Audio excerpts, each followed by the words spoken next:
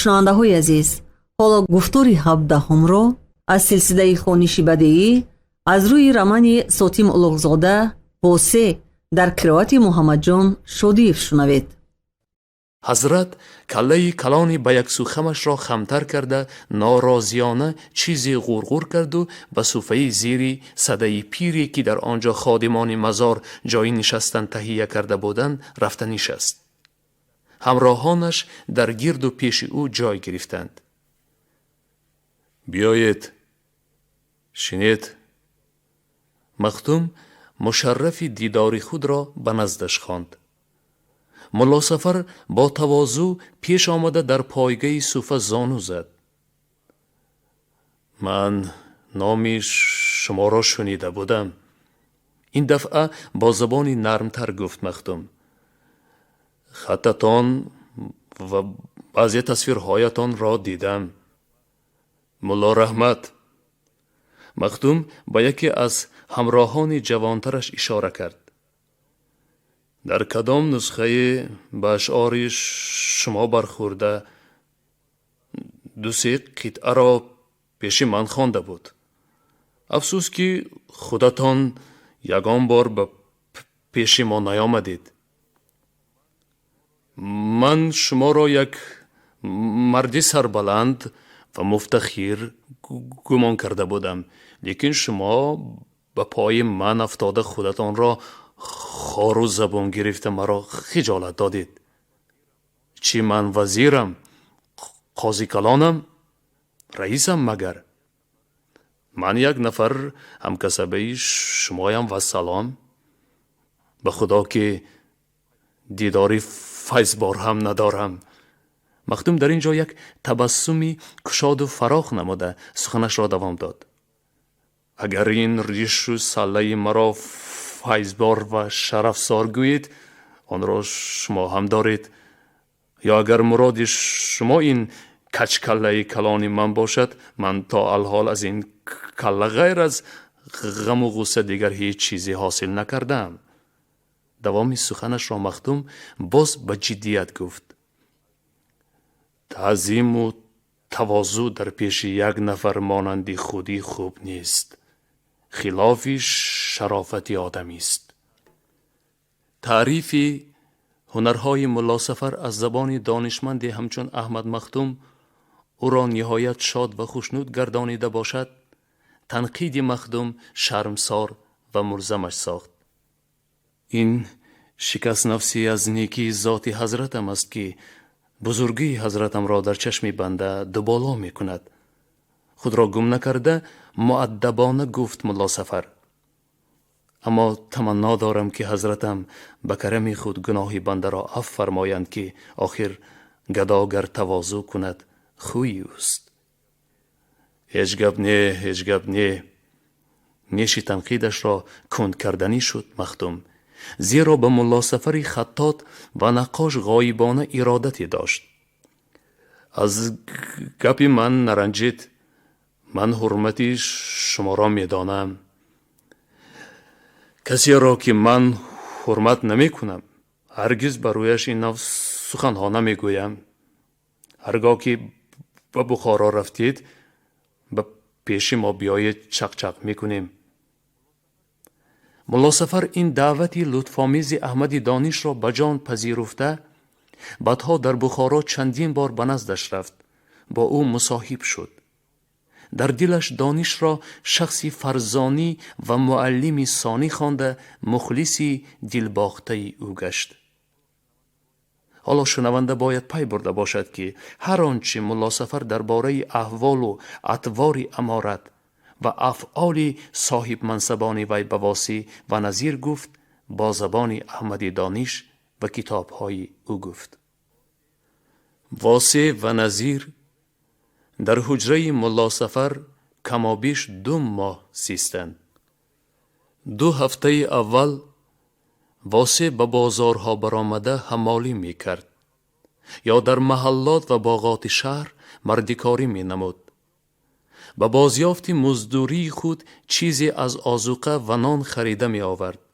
бо ин ваҷҳ деги мулло Сафар низ ҳар бегоҳ ҷӯшида меистод. نظیر یک درجه به خود آمده قوتی پیدا کرده بود که وی هم از هفته سوم سر کرده به حمالی و مردیکاری هر روزه واسه همراهی نمود. آنها بعضن اگر در جای به کاری کشالتری بند شده مانند 2 روز 3 روز ملا را در حجرهش تنها گذاشته غایب شده می رفتند. در شهر و باغات آن چی بسیار؟ انگور بسیار است. مسافران ما روزی دراز به نان و انگوری فراوان و ارزان قناعت کرده فقط شبها گرمکی می خوردند. نو به نو انگوری سیرشیره و شیرینی سمرقند به نظیر بسیار نفع کرد. وی بعد 1 ماه صحت و قوت تنش را برقرار نموده قریب به حالت پیشترش برگشته برابری واسه کار می کرد. در آخر ماه دوم وی باز همان نظیر پهلوانی پیشتر گردیده بود.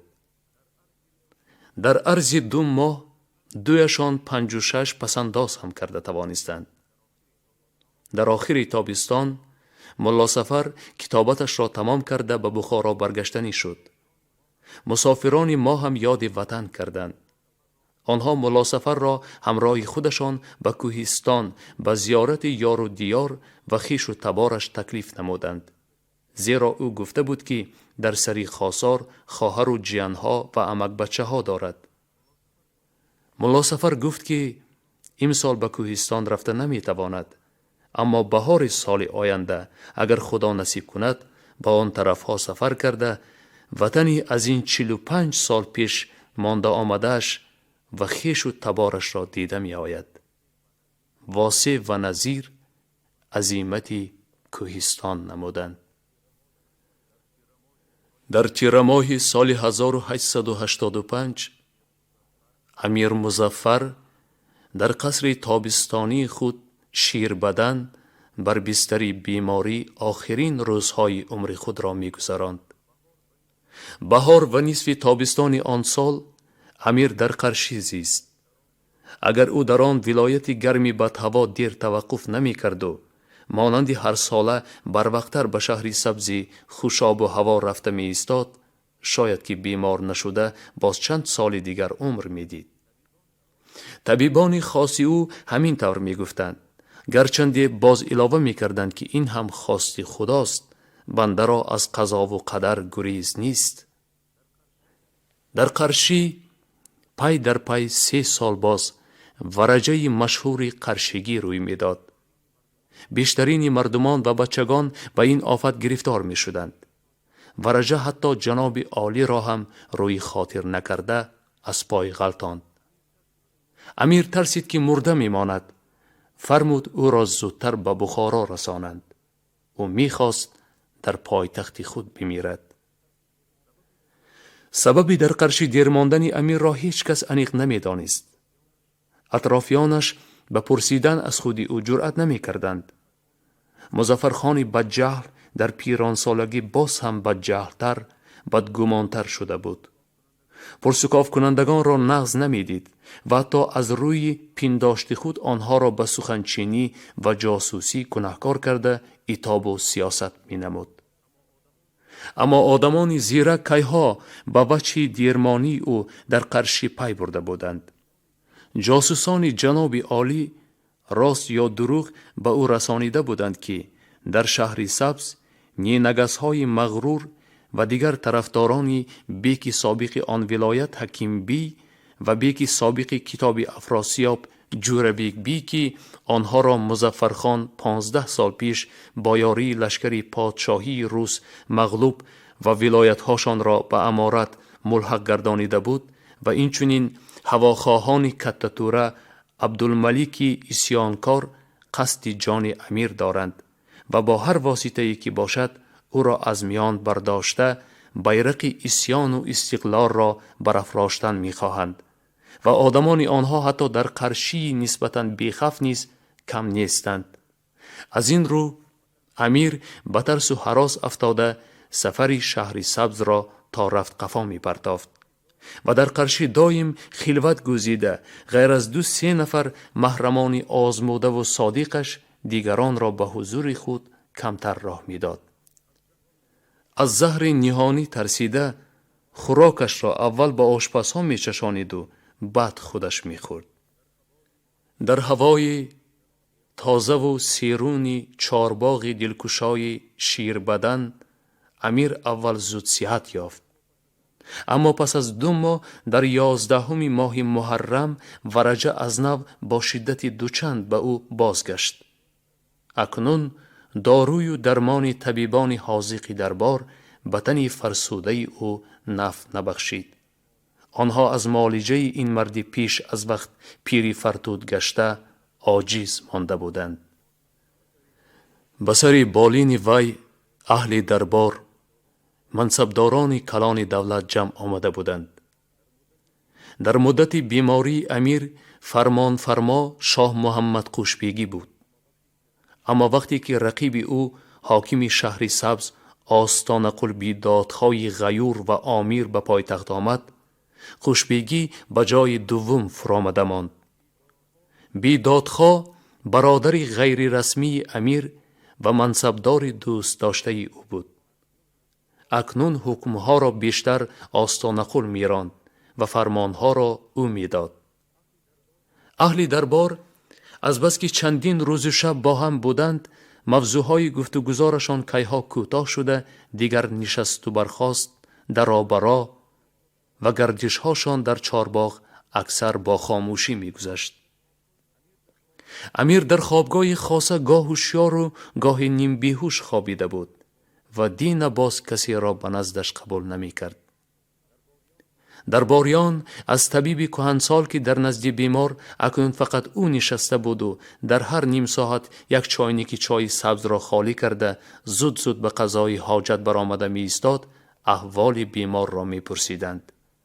طبیب گلویش را افشانده با آواز خسته پیرانه یک دهن بهبودی نیست می گفت و سوی حاجت خانه می شتافت. در سری بالین امیری به جان کنی رسیده بسیاری ارکان دولت حاضر، اما فقط فرزندان خود او غایب بودند. کتاتوره عبدالملیک آقی پدر پس از شکست خوردنش از ضربه متحدان گنرال کاوفمن و لشکری امیر از این 14 سال مقدم سر به غربت گرفته در پیشوری هندوستان میزیست. عبدالمومن توره حاکم حصار شادمان، ولیعهد عبدالاحد خان حاکم کرمینه، اکرم خان حاکم غزار و حاکم خان حاکم چارجوی در ولایت‌های خودشان نشسته بودند. آنها بی رخصتی پدر حق نداشتند قلعه هاشان را ترک کنند. اما حکیم خان پسر دوست داشته امیر با اختیار خودش از چارجوی آمده بود که پدرش را بیند و با او ودا کند. بیدادخواه و قوشبیگی او را به حضور پدرش راه ندادند. آنها می ترسیدند که مبادا امیری عقل کاسته در دم مرگش این پسر خود را به جای احد خان که پدرش او را دوست نمی داشت ولیعهد کرده ماند. در این حال البته جنگ و جدال سر می زد و با لشکرکشی گنرال گوبرناتور روسی ترکستان به بالای بخارا ظاهراً برای محافظت حقوق احد خان بهانه پیدا می گردید. آخر با ولی عهدی احد خان خود امپراتور روسیه رای داده است. این حزل نی. حکیم خان گریان و نالان به عیادت قبلگاه خود اجازت می پرسید. یک نفر از خوجه ها خاندامادهای امیر به دادر عروسش رحمش آمده التماس کرد که بیدادخواه خودش امیرزاده را یک بار به شیر بدن برد. آستان قل در غضب شده به خوجه والله که حاضر سرت را میگیرم گفته سیاست نموده بود که خوجه توبه کرده به در رفت. دیگر 7 پسر خردسال امیر در پایتخت نظربند حبس خانگی بودند. اما اگر آنها آزاد می بودند هم از ترس برادری ولیعهدشان جرأتی به شیر بدن رفتن نمی کردند. زیرا عبدالاحد خان هر یک ملاقات برادرانش را با پدر فتنه و اغوای به مقابل خود می دانست. ارکان دولت همه در ایوان کلان آینه‌کاری قصر شیر بدن نشسته بودند. شاه محمد قشبیگی هر دم به حسرت سر و ریش سفیدش را جنبانیده آهی میکشید و ای دریغ گفته میماند. با همین وی در نظر اهل دربار خود را از بیماری امیر نهایت غمگین نشان میداد. ارکان دولت همه در ایوان کلان آینکاری قصر شیر بدن نشسته بودند. شاه محمد قشبیگی هر دم به حسرت سر و ریش سفیدش را جنبانیده آهی میکشید و ای دریغ گفته میماند. با همین وی در نظر اهل دربار خود را از بیماری امیر نهایت غمگین نشان میداد. اما در حقیقت حال این غلام کارچلان نصرالله خان و بعد مظفر خان که در عهد هر دو امیر صاحب جاه و جلال گردیده بود و این چنین پسرش وکیل مالیات یا خود زکاتچی کلان محمد شریف دیوان بیگی در دلهاشان از خدا می‌خواستند که امیر تیزتر مرد، زیرا از غاصبی و غداری او دایم در ترس و هراس بودند. مظفر خان از روی عادت خود وقت منصبداران بایشوده‌اش را به وجه گناهکار کرده به قتل رسانیده مال و ملکشان را غصب می کرد. او به صداقت این وزیرانش آنقدر باوری نداشت. با آنها با نظر شبهه می نگریست و این بی سبب هم نبود. آواز پخش شده بود که دیوان بیگی دوراندیش پنهانی با حکومتداران روسی ترکستان عهد و پیمانی بسته خود را و خویش و تبارش را به حمایت آنها سپرده، حتی از آنها کم چگونه حجتی هم گرفته است که یعنی اگر از طرف امیر خطری به مال جانشان صادر شود حکومتداران مذکور حامی آنها خواهند شد. امیر فرمان داده بود که این آوازه تفتیش کرده شود. اینک اگر در نتیجه تفتیش اسرار وزیران خائن فاش می گردید از 100 جان 1 جانشان خلاصی نمی یافت، تا چی رسد به مال و ثروتی به حساب آنها که سالهای سال گرد آورده بودند و امیر البته همه آنها را زیر کرده می گرفت. پس چرا آنها مرگ امیر را نخواهند؟ پدر و پسری صاحب جا در اندیشه آن بودند که چی نو کرده خودشان را به امیر آینده خوش کنند، دلش را یابند، او را به دست گیرند. با این مقصد آنها پیش از آمدن آستان قل نقشه بعد از وفات امیر از کرمینه با دبدبه و از عصا آورده به تخت نشاندن عبدالاحد و به پای او افکندن پیشکش های گرانبها را هم کشیده مانده بودند. از آن پس قشبیگی از امیر نو حاکمی حصار شادمان را برای پسر خود درخواست کردنی بود. حاکمی حصار نایبی یکمی امیر حساب می یابد و همه بیکهای بخارای شرقی و کوهستان تابع وی می باشند. وقتی که این مقصد حاصل گردید خاندان شاه محمد قشبیگی صاحب حقیقی مملکت خواهد شد. حاضر هم او، پسرش و نبیره جوانش که بیکی قرشی می باشد حاکمان مقتدیرند، اما این برایشان کم است. آنها می خواهند که با جاه و ثروت و دارایی با خود امیر برابر شوند یا حتی از وی گذرانند. واقعا هم چشم تنگ دنیادار را یا قناعت پر کند یا خاک گور. اما آنچه که در بساط این خاندان هرگز وجود نداشت همین قناعت بود. آره، شاه محمد قشبیگی و محمد شریف دیوان بیگی می‌خواستند خودهاشان را به امیر آینده کشایندگان راه وی به سوی تخت، برطرف کنندگان رقیبان و بدخواهان وی کرده نشان دهند و با این طریق لطف و مرحمت او را جلب کرده نائل مقصدهای نهانی خود شوند. اما ناگهان از شهرسبز آمده ماندن آستان قول نقشه های آنان را در زیر خطر گذاشت. آستان قول سررشته کارها را به دست خود گرفته باطن خود در بین آنها و امیر آینده تواره کشید. رقیب چی می‌خواهد؟ مدعایش چیست؟ او چی نقشه نهانی دارد؟ خوشبیگی انا همین را نمی‌دانست. در ایوان آینه‌کاری قصر وی به آستان قول با قره چشم می‌نگریست. کوشش می‌کرد که خیال و اندیشه او را دریابد. اما با اسرار این مرد دروندار پی بردن آسان نبود. وی آرام و خیلی کم گپ بود. خوشبیگی به گمانهای مختلف می رفت. بیدادخواه البته جای مرا گرفته نیست فکر می کرد و باز خواطر می کشید که مبادا وی بعد وفات امیر تخت امارت را ضبط کردنی باشد. آیا شهر سبز یک بار با 300 نفر سربازی کچین آمدن وی به همین نیتش دلالت نمی کند؟ براستی که از دست این مردی بی باک هر کار می آید. آخر وی با اعتباری نخست فرزندی امیر نصرالله و برادری کلانی مظفرخان بودنش به امیر شدن حق هم دارد. به علاوه در بین ایان و اشراف مملکت طرفدارانش هم کم نیستند. باز آستان قول در قیافه به امیر مظفرخان خیلی مانند است.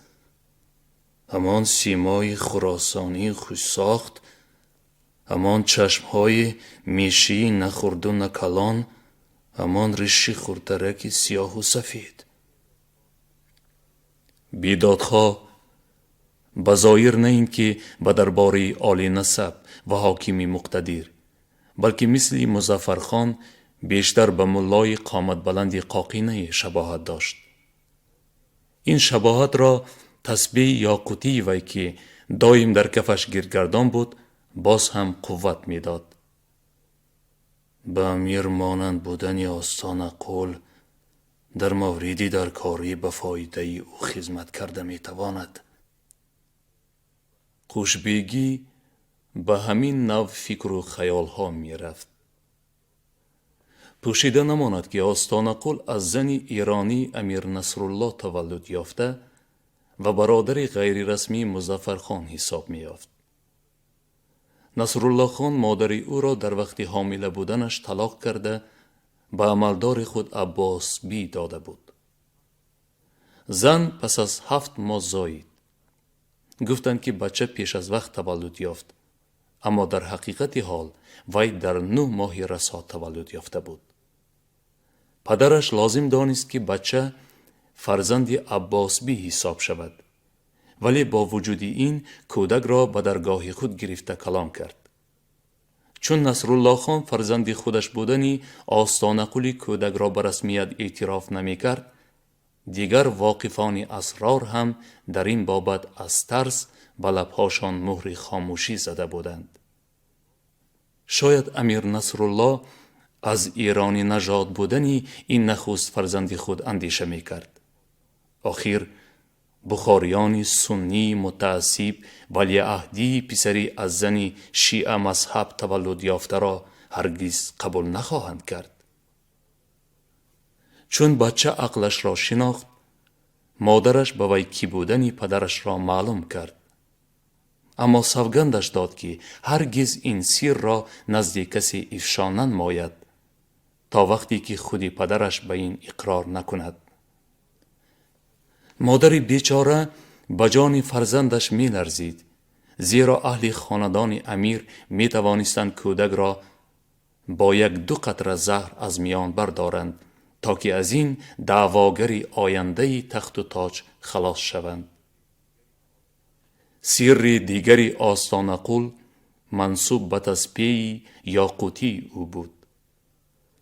در آوان بچگی پدرش پیری را به استادی و مربیگی او گماشته بود که مردم به ولایتی ولی بودن وی اعتقاد داشتند. در سال 1868 وقتی که مظفرخان در جیزخ با یک طرز ننگین از لشکر پادشاهی روس شکست خورده سمرقند را تسلیم نموده به کرمینه گریخت، استاد نامبرده فرصت را برای شاگردی عالی نسب خود مساعد دانست. او امیرزاده و کته توره بودن آستان قل را نخستین بار به خودش گفته وی را به عصیان و اشغال تخت امیر تشویق کرد. آستان قل دید که استادش از سر او باخبر شده است. مادام که سر را دو کس می دانند آن سر مخفی نمی ماند. پس همان دم خنجر دودمش را کشیده به شکم پیرمرد زد. تسبیح از دست بیجان استاد افتیده را گرفته از خود کرد، زیرا اعتقاد داشت بر این که تسبیح مرد صاحب ولایت به خاصیت و مشکل کشا می شود. اینک بیدادخواه از همان وقت تا این دم، یعنی در عرض 17 سال، آن تسبیح یاقوتی را از دست نمی گذارد. آستان قل ظاهراً حلیم و تقوادار، اما غیور، سختگیر و با تدبیر را هم نصرالله خان و هم مظفرخان دوست می داشتند. او به این امیران صادقانه خدمت کرده در عهد آنها به منصب و مرتبه های عالی رسیده شخصی با نفوذترینی گردیده بود. در سالهای حاکمی خود در شهر سبز وی اولادی کینگس ها و دیگر دشمنان امیر را با دست آهنین خود پخش کرده بعضیشان را کشته دیگرهاشان را به اطاعت آورده بود. خراج و زکات باشد چی در سالهای حاصل خیزی و چی بی حاصلی همه وقت بی کم و کاست رویانیده می شد. مردم از امیر آنقدر نمی ترسیدند که از آستان قل می ترسیدند. صدها خانواده های دیقان و کاسیب از یغماگری عملداران آستان قل کفن گدا می شدند. از گرسنگی مرده می رفتند. حاکمی خداجو باشد به امید آمرزشی بخشایشی گناهانش که گرانی آنها را از افتکار خودش حس می کرد، به شیخ ایشانها خانقاه و مزارها صدها هزار تنگه صدقه می کرد. برای حاجیان در مکه، مدینه، استانبول تکیه ها می سازند. شاه محمد قشبیگی در درون ارگ میزیست. مهمانخانه گچکاری نقشینی او وظیفه بارگاه یعنی خانه قبول را ادا می کرد. در او تیریزه های آن به ایوان دراز قبض فروماندار باز می شدند. در تاقچه کلان مهمانخانه 10-12 عدد ساعت خرد و کلان را قطار چیده مانده بودند. ساعتها گویا با هم مسابقه کنان تق تق تق می کردند. آنها به صاحب خانه تحفه هر گونه میهمانان اجنبی بودند. قشبیگی امروز در شیربدن آستان قل را بیایید بیدادخواه عاقبت کارها را یک فکر کرده بینیم گفته به ارک بخارا آورده به همین میهمانخانه خود در آورد. میخواست از وی گپ گیرد. در برابر در آمدن آنان ساعتها زنگ 12 را زدند. نیمیسی ساعت ساز که از گردش فلک باره به بخارا غلطیده مانده بود با امر قشبیگی ساعتهای او را طوری تاب داده ساز و راست کرده مانده بود که آنها پی هم زنگ می زدند. زنگ یک تایش تمام شد دیگرش سر می کرد. قشبیگی از جرینگ جرینگ آنها لذت می برد. آستان قل که پیش از این هم به این مکان یک چند بار آمده بود ساعت بازی را یک قلق بچگانه قشبیگی می دانست و در دلش به وی می خندید. شما گفتار 17 را از روی رمانی صوتی ملکزاده واسه در قرائت محمد جان شودیف شنیدید.